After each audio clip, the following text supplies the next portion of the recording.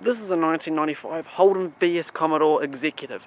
This is a car I've been long awaiting to review for quite some time.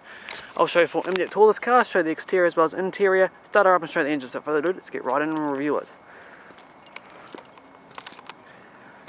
Another classic Holden.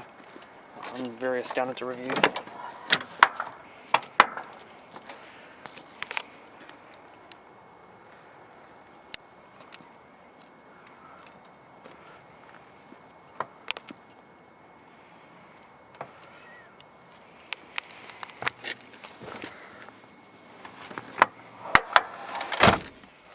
Do apologise for that noise.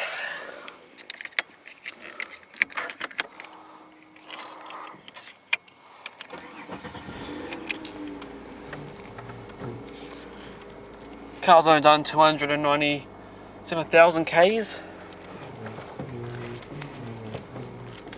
Power steering. Turn the hazards on as well as the headlights where I can find them. They are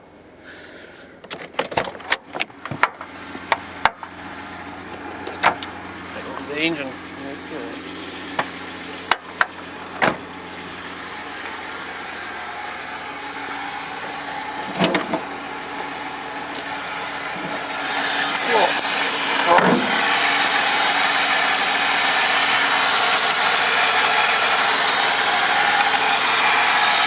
V6.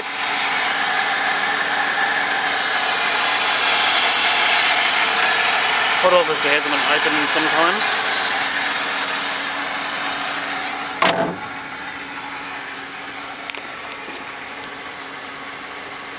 Do apologise for that. Well, not pretending to be that heavy.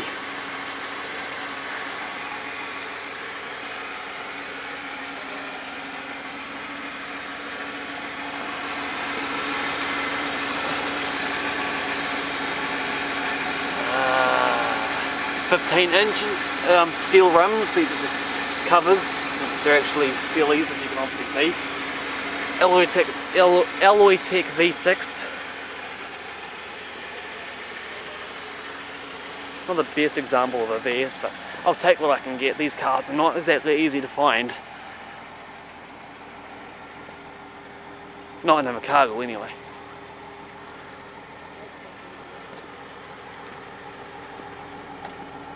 Executive.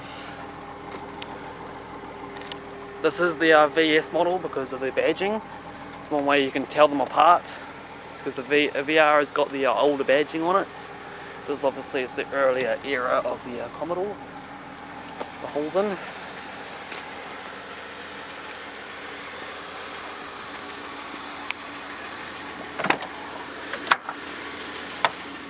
Alright.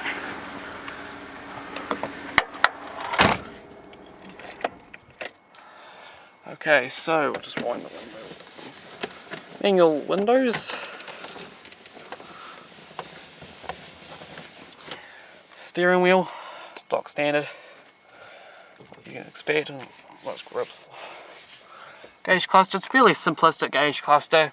No trip computers are down here, all your lighting and all that. Of course you can set it down there, you've got your Ks, fuel gauge, temperature gauge, tachometer, speedometer, lights, your stocks. There. Your climate controls, you've got some vents here, you got speed alert, hazards, defroster, aftermarket stereo, climate controls down here. This has got the radial tune suspension, which was again another big thing for the Holden. It was something to do with the suspension that they did. It improved the cars. Automatic transmission, 3-speed, storage, lighter, and you got your power and eco mode, power mode, parking brake, and storage. Fairly simplistic. Sun visor with no visible mirror. On your door, you got some the teddy liner down there. Some pretty small storage for your coins and bare necessities. Window controls. Door release, you want mirror controls, and your vents are down here.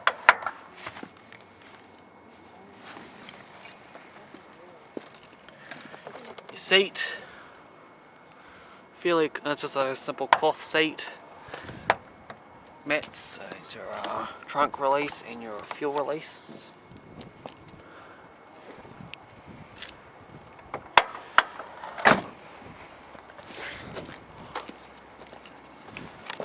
And the hood's got a little bit of wear and tear, but that's not too much to worry about.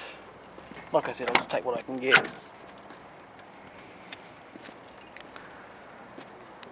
It's raining, but oh well. What can you do? It's nice and warm rain. Glove compartments. A lot of storage in there. No visible trunk release or anything in here. A lot of storage, as I just said. Executive. No visible mirror. I think that's even aftermarket. That's just a piece of something stuck there. I don't know exactly what that's called. View of the dash. Manual adjusting seats.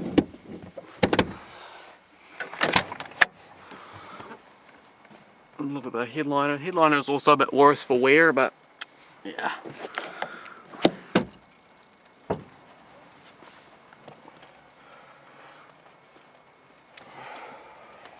You got more storage in there, storage slot.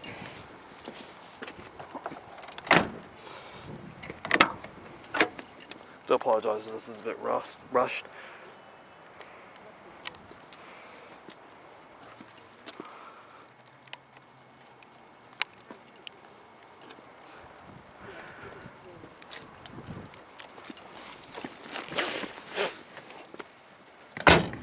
Alright, nice comfy seats. Got your dome light there. View of the dash.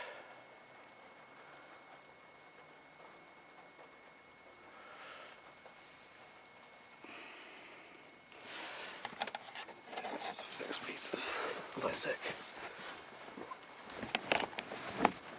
The pass-through is a bit broken, so I'm not going to pull that down.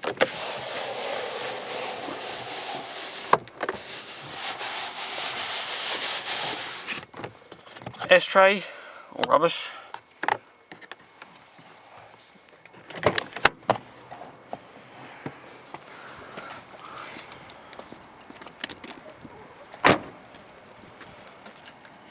Premium fuel only.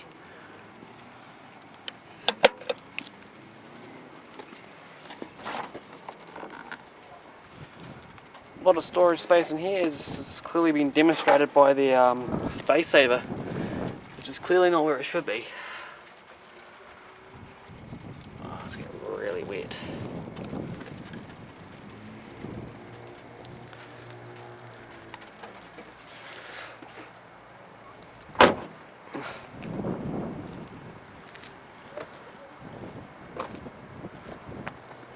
So there you have it. That is the rather quick review of the 1995 Holden vs Commodore Executive. I hope you did enjoy this review. Make sure to stay tuned for more reviews of Australian cars like Fords and Holdens. I hope to be bringing out more. Do stay tuned for Holden month in October, which is not too far away. Which actually is far away. It's March. My God, what am I saying? But anyway, I hope you enjoyed the review, and we'll see you guys in a month.